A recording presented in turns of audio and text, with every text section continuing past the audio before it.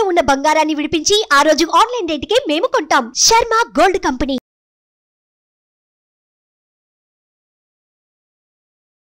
నమస్తే, welcome to Suman TV. నేను మీ యామ్ని. ప్రస్తుతం మనతో ఉన్నారు ప్రముఖ ఆధ్యాత్మికవేత్త, ప్రముఖ జ్యోతిష వాస్తు పండితులు డాక్టర్ గుండపూడి శివసుధీర్ శర్మ గారు ఉన్నారు. గురుగారితో మాట్లాడి మనకున్న సందేహాన్ని అడిగి తెలుసుకుందాం.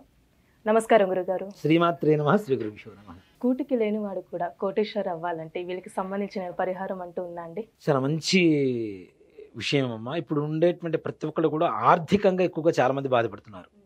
కష్టపడుతుంటారు, ఫలితం దక్కదు. అలాగే అంటే ఒక్కటి చెప్తానమ్మా, కోటీశ్వరుడు అవ్వాలన్నా, నిజంగా భిక్షాధికారి అవ్వాలన్నా వాళ్ళు నమ్ముకునేటువంటి కష్టం అనేది మొట్టమొదటిగా ముఖ్యంగా చెప్పాల్సినటువంటి విషయం. కష్టపడుతున్నా కూడా వాళ్ళకి ఏ రకమైనటువంటి ఎదుగుదల లేకపోవడం అనేది నిజంగా వాళ్ళ దారిద్ర్యం. అంటే వాళ్ళ జాతక ప్రభావం కావచ్చు, వాళ్ళకు ఉండేటువంటి జాతక స్థితి కావచ్చు, ఇవి ఎక్కువగా జరుగుతూ ఉన్నాయి. నేను కూడా చూసానండి. వాళ్ళు అంటే ఫస్ట్ నుంచి చాలా కష్టపడుతూ ఉంటూనే ఉంటారు, కానీ ఎలాంటి ఇది ప్రభావం చూపించదు వాళ్ళ మీద. అవును, అంటే వాళ్ళకి ఫలితం దక్కదు నిజంగా. అంటే దీంట్లో సింపుల్గా ఒక మాట చెప్తానమ్మా. మనకి ఇల్లు కట్టేటువంటి మేస్త్రి, కూలి, వీళ్ళనే ఉదాహరణ తీసుకుందాం మనం. కూలివాడు తట్టలు మోస్తాడు, సిమెంట్ మోస్తాడు, అన్నీ మోస్తూనే ఉంటాడు, కానీ మేస్త్రి మాత్రం డబ్బులు ఎక్కువ తీసుకుంటాడు. అవునా? పైనుండి అధికారం చెలాయిస్తుంటాడు, వాడు మాత్రం డబ్బులు తీసుకుంటాడు. వీడు మాత్రం కూలీలుగానే ఉండిపోతూ ఉంటారు. అవునా? దీనికి ఒక చిన్న కథ చెప్తాను మీకు. మనకి శ్రీకాళహస్తిలో దక్షిణ శిఖరం ఏదైతే ఉందో, ముఖద్వారం అనేది శ్రీకృష్ణదేవరాయలు భార్య కట్టించిందిట, పూర్వకాలంలో నిర్మించింది. అది కట్టించేటప్పుడు ఏంటి, చాలా కష్టంతో కూడుకున్నటువంటిది. ఈ కరక్కాయలు, బెల్లం, సున్నం ఇవన్నీ కూడాను తయారు చేసి దాంతో కట్టేవాళ్ళు. అందుకనే 500 సంవత్సరాల క్రితం వరకు కట్టింది కూడా ఇప్పటికి కూడా ఉంది. ఈ మధ్య కాలంలో కొంచెం శిథిలమైతే దాన్ని మరలా మార్చారు. దాన్ని మరలా అదే స్థితిలో అదే వస్తువులతో కట్టారు మళ్ళీ దాన్ని. మీరు చూడండి, అరటిపండు, బెల్లం, సిమెంటు లేదా సున్నం ఇవి కలిపి ఒక చోట పెట్టిన తర్వాత, ఎండిపోయిన తర్వాత దాన్ని పగలగొట్టడానికి ఏనుగు కాదు కదా, ఏమొచ్చి తొక్కినా కూడా పాడైపోవు, అంత స్ట్రాంగ్గా ఉంటుంది. ఇలా శిఖరాన్ని కట్టేటప్పుడు కొంతమంది కూలీలను పెట్టుకుంటారు కదా, వాళ్ళ మీద మేస్త్రులు కూడా ఉంటారు. అక్కడ వాళ్ళందరికీ డబ్బులు ఎలా ఇచ్చింది ఆవిడ అంటే, ఇక్కడ పనిచేయటం పక్కనే స్వర్ణముఖి నది అని ఒకటి ఉంటుంది మనకు శ్రీకాళహస్తిలో, వినే ఉంటారు. స్వర్ణముఖి అంటే ఏంటి? స్వర్ణము, బంగారం కదా, బంగారాన్ని ముఖంగా కలిగినటువంటి నదే స్వర్ణముఖి నది.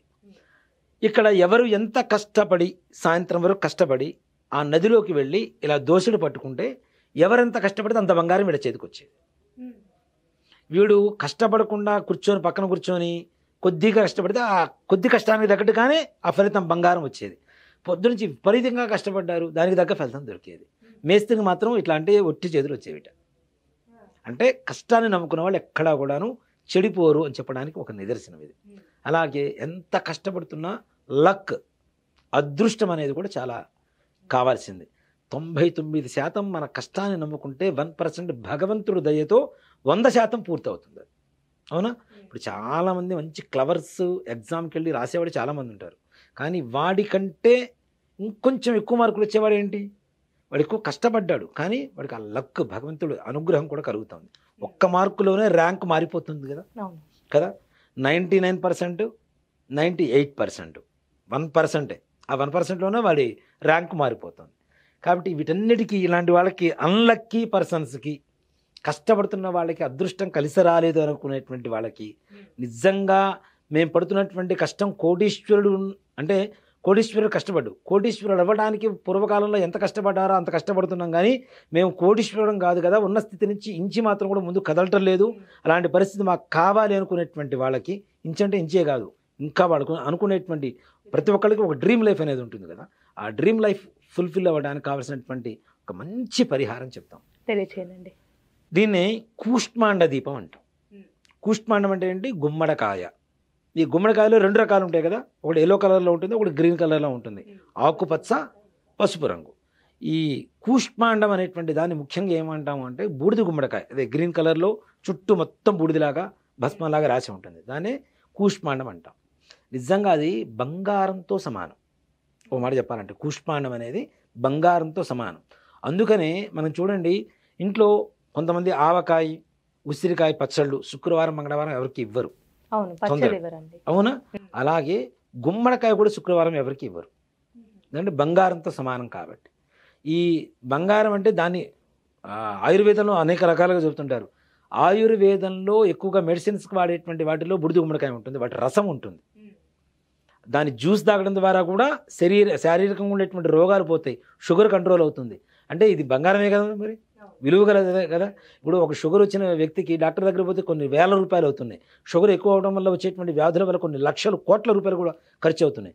అవన్నీ కూడా ఖర్చు కాకుండా మనల్ని మంచిగా ఉంచుతుందంటే అది బంగారం కంటే కూడా ఎక్కువ విలువైందే కదా. కాబట్టి ఆయుర్వేదంలో దీన్ని బంగారం అని పిలుస్తారు దీన్ని. కాబట్టి ఈ బూడిద గుమ్మడికాయని తీసుకుని వచ్చి సగానికి కోసేస్తే 2 ముక్కలు అవుతుంది. దాంట్లో ఉండేటువంటి గుజ్జు మొత్తం తీసేసేయండి.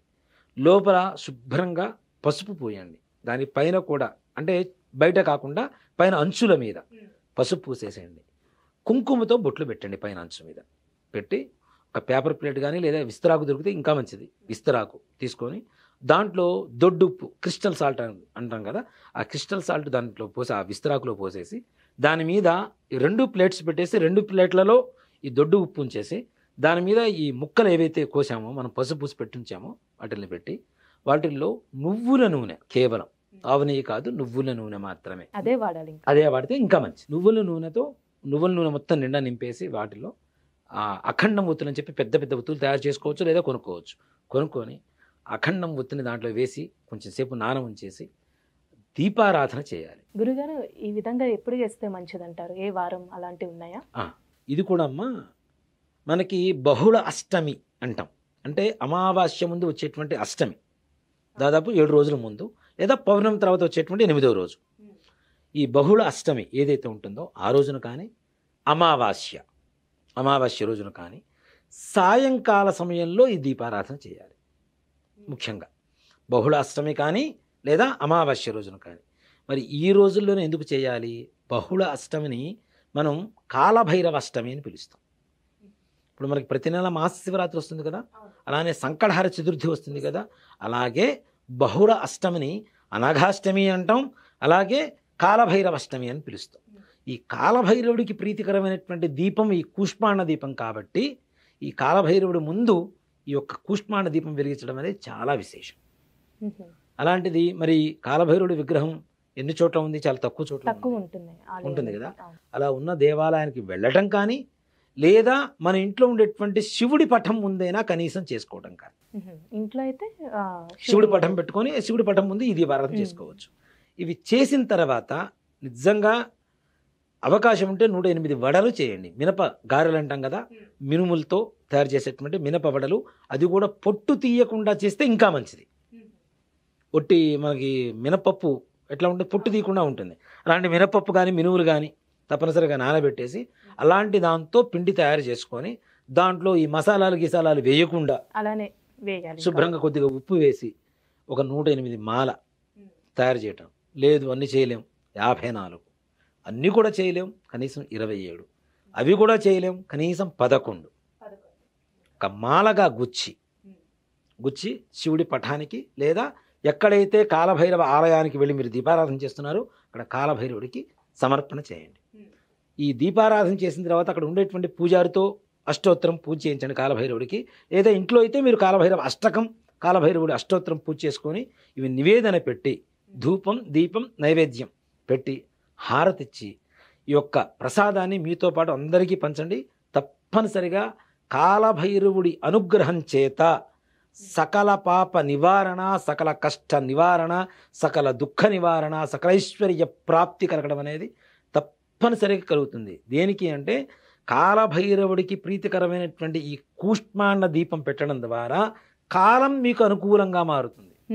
కాలభైరవుడు అంటే అదే కదా, కాలానికి స్వరూపము, కాలాతీత స్వరూపము. కాలరూపాయ విద్మహే కాలాతీతాయ ధీమహి తన్నో కాలభైరవ ప్రచోదయాత్ అని పిలుస్తుంటాం మనం. కాలభైరవ గాయత్రి అని చెబుతుంటాం. అంటే కాలానికి స్వరూపం, కాలాతీతమైనటువంటి రూపం. కాబట్టి మన సమయం అదృష్టం కలిసి రావాలి అంటే కాలభైరవుడికి చేయడం ద్వారా తప్పనిసరిగా మంచి ఫలితం వస్తుంది. ఈ కాలభైరవుడికి నివేదన, ఇష్టమైనటువంటి నివేదన ఏమిటి? నిజంగా చూడండి, కాశీకి వెళ్ళి వచ్చిన వాళ్ళు కాశీ సమారాధన చేస్తారు. చేసినప్పుడు కూడా నిజ కాలభైరవుడు అంటే ఒక శునకాన్ని కుక్కని తీసుకుని వచ్చి దానికి పూజ చేసి ఈ గారెల దండ వేస్తారు 10 మందికి భోజనం పెట్టుకునేటప్పుడు. అంటే కాలభైరవ ఆరాధన. కాలభైరవుడు ఎంత శక్తివంతుడు అంటే మనకి ప్రపంచంలో అత్యంత శక్తివంతమైనటువంటి కాశీ క్షేత్రాన్ని పరిపాలిస్తూ కాపాడుతూ ఉండేటువంటి క్షేత్రపాలకుడే కాలభైరవుడు. కాశీ క్షేత్ర నివాసంచా కాలభైరవ దర్శనం అని చెప్పి చదువుతూ ఉంటాం కదా. అంటే కాశీ క్షేత్రాన్ని కూడా అంతటి విశ్వనాథుణ్ణి కూడా కాపాడగలిగినటువంటి శక్తి కలిగినటువంటి కాలభైరవుడు మనల్ని కాపాడలేడా? ఆయన అనుగ్రహం కలిగితే చాలు సకల ఐశ్వర్య ప్రాప్తి కలుగుతుంది. ఇలా ఎన్ని వారాలు చేసుకోవాలండి? అంటే ఎన్ని అమావాస్యలు? ఇలా 11 అమావాస్యలు కానీ 11 బహుళ అష్టమిలు కానీ. ఇక్కడ చెప్తున్నాను, బహుళ అష్టమి మొదలు పెడితే బహుళ అష్టమికే చేయండి, అమావాస్యకి మొదలు పెడితే అమావాస్యకే చేయండి. బహుళ అష్టమి ఒకసారి చేస్తాం, అమావాస్య ఒకసారి చేస్తాం, ఈ 2 అయిపోయినాయి ఒకే నెలలో, ఇలాంటివి చెల్లవు. ఒక సిస్టమ్ అనేది ఉంటుంది కాబట్టి ఆ సిస్టమ్ ప్రకారం మనం వెళ్ళాలి, విధానం ప్రకారం. కాబట్టి బహుళ అష్టమి అయితే బహుళ అష్టమి. ఇది కూడా ప్రదోష కాలంలో. మళ్ళీ ఈ అనుమానం కూడా వస్తుంది ఎప్పుడు చేయాలని. కాబట్టి ప్రదోషకాలం అంటే సాయంకాలం 5:45 దగ్గర నుంచి 6:30 గంటల లోపల ఈ యొక్క కాలభైరవుడి దగ్గర కూష్మాండ దీపం చేయడం ద్వారా సకల ఐశ్వర్య ప్రాప్తి, సకల కష్ట నివారణ కలుగుతుంది. చాలా చక్కగా తెలియజేశారండి. ధన్యవాదాలు. శ్రీమాత్రే నమః. శ్రీ గురుభ్యో. సుమన్ టీవీలో మీ పర్సనల్ అండ్ బిజినెస్ ప్రమోషన్స్ కోసం కింది నెంబర్కి కాంటాక్ట్ చేయండి.